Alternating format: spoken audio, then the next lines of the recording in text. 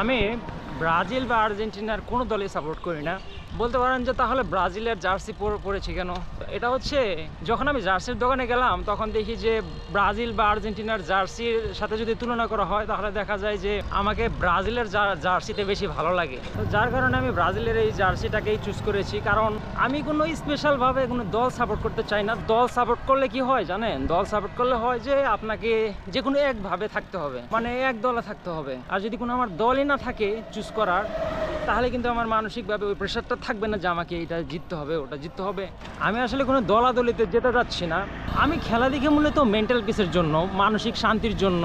আপনি আজীবন করতে চেয়েছেন ব্রাজিল, কিন্তু আপনার বন্ধু বান্ধবের পাল্লায় পরে করতে হয়েছে আর্জেন্টিনা। আবার অনেকে আছে যে আপনি চয়েস করেছেন যে আর্জেন্টিনা সাপোর্ট করবেন, কিন্তু আপনার বন্ধু বান্ধব এবং পাড়া প্রতিবেশীর চাপে করতে হয়েছে কি ব্রাজিল। তো সেই ক্ষেত্রে আর কি আমার কোনো চয়েস নাই ওইভাবে। তো আমার আজকে মনে হলো যে আমি ব্রাজিলের জার্সি পরতে পারবো, সমস্যা নেই।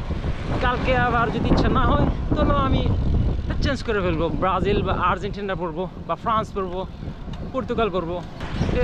এটা হচ্ছে আমার নিজস্ব রুচির উপরে যে কোনটা আমার সাথে, আমার কালারের সাথে ম্যাচ করে। তো আমি কোনো বাড়তি প্রেশার দেই না আমার ব্রেনকে।